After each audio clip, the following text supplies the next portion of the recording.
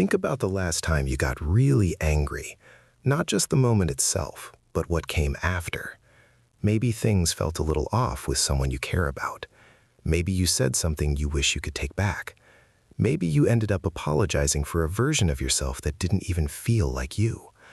That's the part about anger people don't really talk about. It doesn't hurt the other person as much as we think. Most of the time, it stays with us, sitting quietly, doing more damage on the inside than we realize. Anger is one of the most misunderstood emotions in human psychology. We treat it like it's the problem. It isn't. Anger is a signal. It's your nervous system telling you that something feels threatening, unfair, or out of control. The anger itself is not the enemy. What you do with it in the next 6 seconds, that is where everything is decided. Neuroscientists call it the amygdala hijack. When something triggers you, the emotional center of your brain fires before the rational part has even woken up. Your heart rate spikes, cortisol floods your system, your thinking narrows.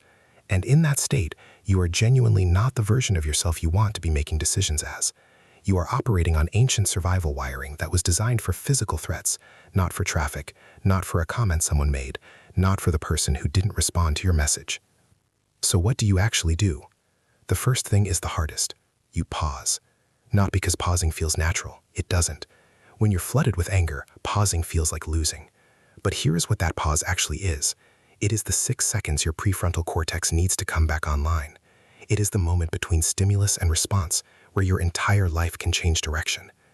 Viktor Frankl wrote something that has stayed with me. He said, between stimulus and response, there is a space. And in that space is our power, our freedom. 6 seconds. That is all the distance you need between the version of you that reacts and the version of you that chooses. The second thing is to get curious instead of furious. When you feel anger rising, ask yourself, what is this actually about?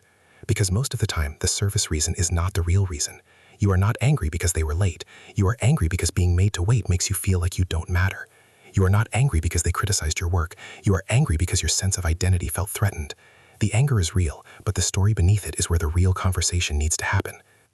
There is also something deeply important about what anger does to your body over time.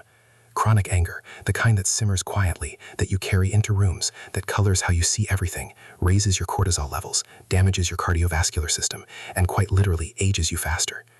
The Harvard study of adult development, one of the longest-running studies on human happiness, found that the people who managed their emotions well lived longer, stayed healthier, and reported significantly more life satisfaction.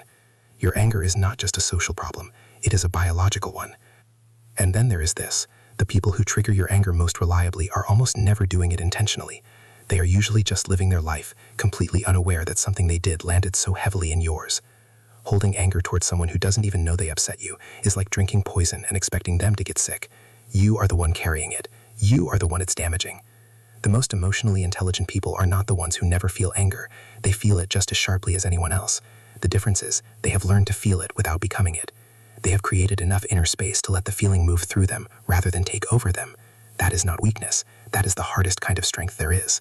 So, the next time you feel it rising, that heat in your chest, that tightness in your jaw, that urge to say the thing you will regret, pause, breathe, get curious. Ask what is really happening beneath the surface, and then decide, consciously, who you want to be in this moment. Because you always have that choice, even when it doesn't feel like it. Anger will come. It always does. The question is not how to eliminate it. The question is whether you are going to let it drive or whether you are going to stay in the seat. If you enjoyed this content, please like and subscribe. It really motivates me to explore more unexplored ideas for you. Thanks for watching, and I'll be back soon with another fire video.